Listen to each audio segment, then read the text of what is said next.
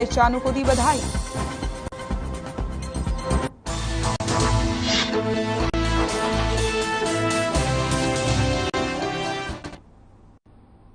राम राम हरियाणा, मैं हूं आपके साथ सृष्टि शुक्ला। रुक कर लेते हैं खबरों का। चंडीगढ़ में मादक पदार्थों की तस्करी और राष्ट्रीय सुरक्षा के मुद्दे पर उत्तरीय राज्यों के मुख्यमंत्री का सम्मेलन हुआ। इस सम्मेलन की अध्यक्षता केंद्रीय गृह मंत्री अमित शाह ने की। सम्मेलन में मुख्यमंत्री मनोहर लाल ने शिरकत की। वहीं इस अवसर पर सीएम मनोहर लाल ने सम्मेलन को संबोधित करते हुए कहा कि यह सम्मेलन उत्तरीय राज्य में नशे के अवैध कारोबार पर नकेल कसने के लिए रणनीति बनाने में यह सम्मेलन कारगर रहेगा। युवा हमारी बहुत बड़ी ताकत है, हम नशे की समस्या को नजरअंदाज नहीं कर सकते। उन्होंने कहा कि हरियाणा में दूसरे राज्यों से ड्रग्स की खेप आ रही है। वहीं सीएम ने कहा कि हरियाणा ने नशे के खिलाफ कई कारगर कदम उठाए हैं।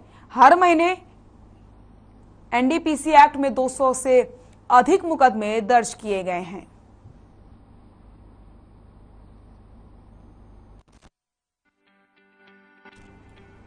पिछले एक साल में अब तक 2661 आरोपी गिरफ्तार किए गए। जून 2022 तक 253 ड्रग तस्करों से करीब 32 करोड़ की काली कमाई जब्त की गई। हमारी पुलिस ने दूसरे राज्यों तक भी जाकर कार्रवाई की। प्रदेश में 142 नशा मुक्ति केंद्र खोले गए।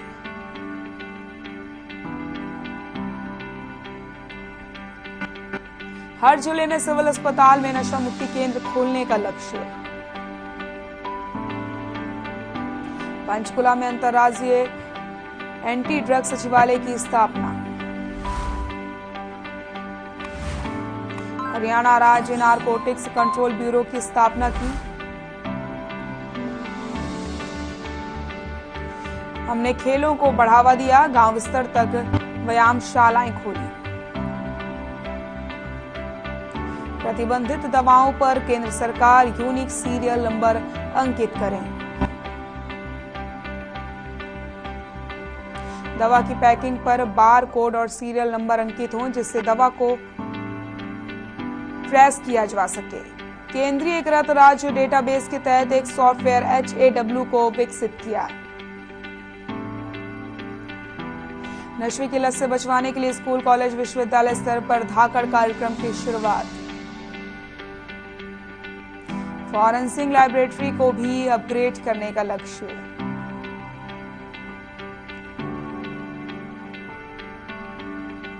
ये सम्मेलन उत्तरीय राज्य में नशे के अवैध कारोबार पर नकेल कसने की रणनीति बनाने में कारगर रहेगा। भारत दुनिया का सबसे युवा देश, युवा हमारी बहुत बड़ी ताकत है। नशे की समस्या को नहीं कर सकते नजरअंदाज। पंजाब और दिल्ली के साथ लगते जिलों में नशा एक समस्या। हरियाणा में दूसरे राज्यों से आ रही है ड्रग्स की खेप।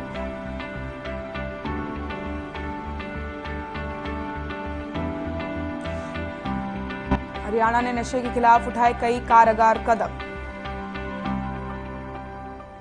हर महीने एनडीपीएस एक्ट में 200 से अधिक मुकदमे किए गए दर्ज। चंडीगढ़ में हरियाणा इंटरप्राइजेस प्रमोशन बोर्ड की 14वीं बैठक का आयोजन किया गया। बैठक की अध्यक्षता मुख्यमंत्री मनोहर लाल ने की। इस दौरान Suzuki motorcycle India private limited के लिए 67.62 करोड़ रुपए की प्रोत्साहन राशि के विशेष पैकेज को मंजूरी दी गई। आपको बताते चले, इस बैठक में उप मुख्यमंत्री दुष्यंत चौटाला, शिक्षा मंत्री कंवर पाल, श्रम एवं रोजगार राज्य मंत्री अनूप धानक मौजूद रहे। मुख्यमंत्री ने कहा कि ये परियोजना हरियाणा में ऑटोमोबाइल विनिर्माण के मौजूदा परिस्थिति तंत्र को और मजबूत करेगी और हरियाणा के युवाओं के लिए रोजगार के अवसर पैदा करेगी। वर्तमान में कंपनी खेड़की दौला गुरुग्राम में 1000 करोड़ रुपए के निवेश के साथ भारत और विदेशों में ग्राहकों की जरूरतों को पूरा कर रही है। इस संयंत्र की सालाना उत्पादन क्षमता 11 लाख दोपहिया वाहनों की है, जिससे राज्य के भीतर लगभग 3500 नौकरियों का सृजन हुआ है।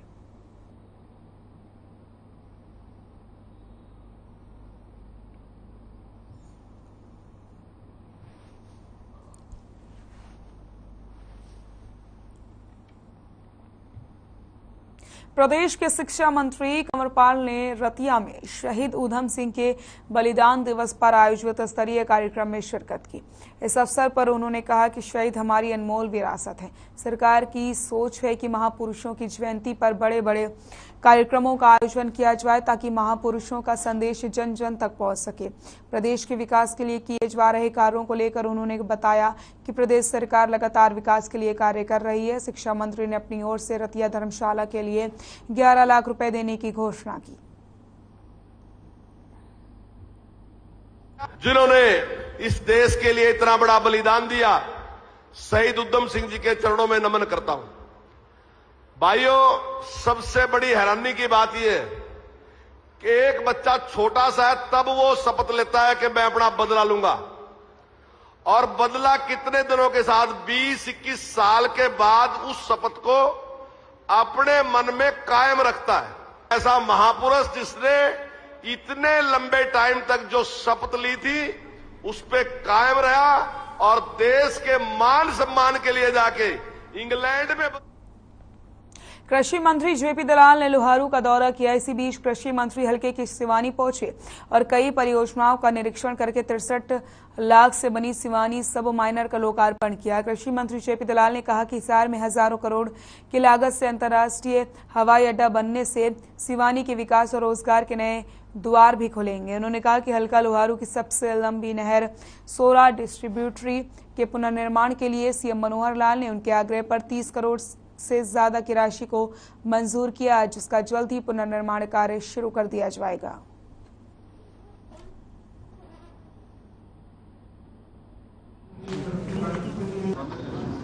दो ढाई महीने पहले हमने ये काम शुरू करवाया था शिवानी सब माइनर का। जो एरिया है शिवानी खेड़ा और रूपाना के बीच का हजारों एकड़ एरिया है जिसमें कभी सिंचाई नहीं होती थी। इसकी सिंचाई की हमने योजना बनाई। इसमें कुछ पानी तो इससे रूपाना के इलाके का देवसर फीडर है उससे आएगा शिवानी माइनर और शिवानी सब माइनर के द्वारा, और जो हमारा एसटीपी का पानी है 5-5.5 करोड़ रुपए उससे लगा करके शिवानी शहर का सारा पानी उसको ट्रीट करके 500-600 एकड़ में लगभग पानी उससे लगेगा। उद्घाटन किया जी, इसमें 22 साल के बाद पानी आया है। आज टूटा पड़ा था और बहुत बढ़िया रूपाने के चारों मेर पानी इनने भी सूर्य टैंक बन रहा है। इनने एक जिताने जोड़ में अच्छा काम है। इला ना किसी मनियर बन गया, बहुत बढ़िया प्रोग्राम पानी काम के लिए। 1000 एकड़ में पानी लगा। इसका 2 मोरी है और 1 टैल है, और ये बने बाद में पानी आया ही नहीं। ये 30 साल से बने हुए। रजबाई नहर तो यहाँ 72 में आई थी, लेकिन रजबाई 30 साल से बने हुए हैं। पानी खेतों में आया ही नहीं, और अब पानी खेतों में आएगा। खबर नूह से है, जहां 75 साल के इंतजार के बाद मेवात को रेल की सौगात मिली है। रेल नेटवर्क की वीडियो सोशल मीडिया पर जमकर वायरल हो रही है। बीते 20 साल से मेवात में रेलवे लाइन नेटवर्क को लेकर सरकारों द्वारा वादा किया जा रहा था। बीजेपी सांसद और केंद्रीय मंत्री राव इंद्रजीत बीते 15 सालों से मेवात के लोगों को रेल लाइन नेटवर्क का भरोसा दिला रहे थे, जो पूरा हो चुका है। मेवात के तावड़ू में पहली बार रेल लाइन ने दस्तक दी।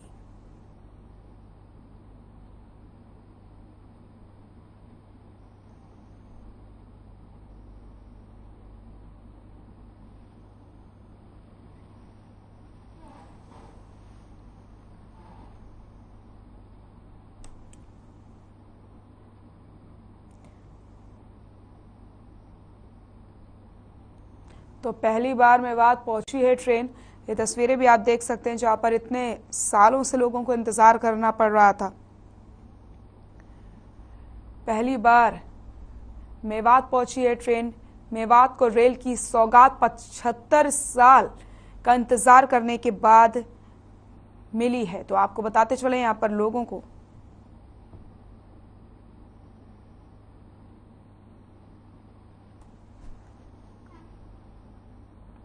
और इस वक्त की बड़ी खबर आपको बता देते हैं। कॉमनवेल्थ गेम्स में भारत को पहला गोल्ड मिल चुका है। बड़ी खबर आपको बता रहे हैं, वहां पर वेट लिफ्टिंग में मीराबाई चानू ने गोल्ड जीता है। सीएम मनोहर लाल ने मीराबाई चानू को बधाई दी। हौसले और नारी सशक्तिकरण का उदाहरण है मीराबाई। कॉमनवेल्थ गेम्स में भारत को पहला गोल्ड मिला।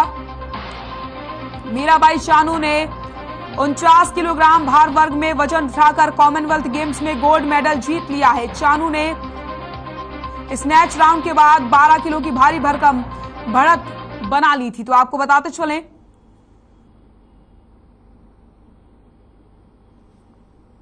(201 किलोग्राम वजन उठाकर मीराबाई चानू ने इतिहास रच दिया है। इसी के साथ मुख्यमंत्री मनोहर लाल ने उन्हें ट्वीट करते हुए बधाई दी है। ये ट्वीट भी आपको हम दिखा रहे हैं। वेट लिफ्टिंग में मीराबाई चानू ने गोल्ड जीता है।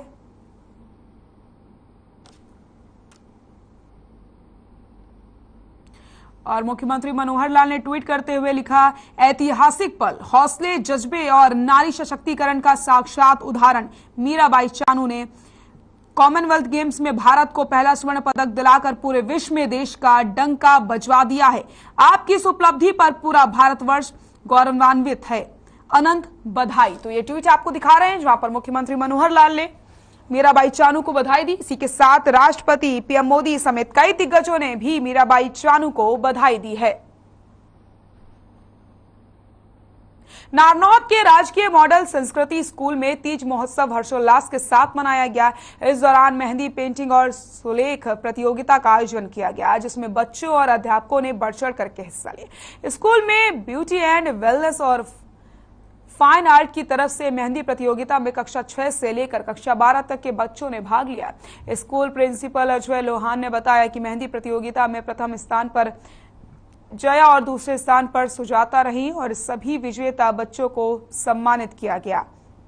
इस दौरान स्कूल प्रभारी सत्यवान ने बच्चों और अध्यापिकाओं को तीज की शुभकामनाएं दी। उन्होंने संबोधित करते हुए कहा कि तीज का त्योहार भारतीय संस्कृति सभ्यता को दर्शाता है। तीज का त्योहार खुशहाली और हरियाली का प्रतीक है। पर नारनौद के राजकीय वरिष्ठ माध्यमिक विद्यालय में मेहंदी और ड्राइंग के कंपटीशन में हरियाली के बारे में, एकता के बारे में संदेश दिया गया। आज सभी बच्चों ने एकता में एक साथ रहकर मेहंदी का कंपटीशन किया, ड्राइंग कंपटीशन किया, जिसमें पूरी हरियाली तीज के बारे में डिटेल से बताया गया था। आज बहुत अच्छा कंपटीशन हुआ है, चाहे आज कंपटीशन क्यों ना हो, लेकिन सभी ने बहुत अच्छी भागीदारी दिखाई है और बहुत प्यार से किया है। कंपटीशन का मतलब सिर्फ कंपटीशन ही नहीं होता, प्यार। खबर गुरुग्राम से, जहां रेजिडेंशियल इलाके में डीटीपी विभाग ने कार्रवाई करते हुए 300 दुकानों को सील किया। मामला साइबर सिटी में पौष इलाके के डीएलएफ फेज 3 का है, जहां डीटीपी विभाग को लगातार शिकायतें मिल रही थी कि फेज 3 के यू ब्लॉक में बड़े तौर पर मकानों में दुकानों को बना करके नियमों की अवहेलना की जा रही है, जिसके बाद डीटीपी विभाग ने सभी को नोटिस जारी कर दिया था। लेकिन इसके बाद भी लोग बाज नहीं आ रहे थे, जिसके बाद कार्रवाई करके 300 अवैध दुकानों को सीज कर दिया गया। इस इलाके में नियम विरुद्ध 80 से ज्यादा general store, salon shop, food shop, wine shop, mobile shop, योग सेंटर, मेडिकल स्टोर और प्रॉपर्टी डीलर की शॉप्स खोल करके बिल्डिंग प्लान की अनदेखी की जा रही थी, जिसे अब सील कर दिया गया है। ये हम डीएलएफ यू ब्लॉक में हैं और पर्टिकुलरली U16 एक लेन है। यहाँ पर जितने भी बिल्डिंग्स हैं उनके ग्राउंड फ्लोर पर सारी कमर्शियल शॉप्स बनी हुई हैं, कमर्शियल एस्टेब्लिशमेंट्स हैं। कोई बार्बर शॉप है, कोई सैलून है, कोई क्लिनिक है, इस तरह से अलग अलग शॉप्स बनी हुई हैं। तो ये जितना भी एरिया है दोनों तरफ सड़क के, ये रेजिडेंसीज के लिए है, only for the residencies, can be use for the residencies. इसमें commercial activity is not allowed, और अगर कोई कर रहा है तो ये सारी इलीगल है। None of the resident in the complete U block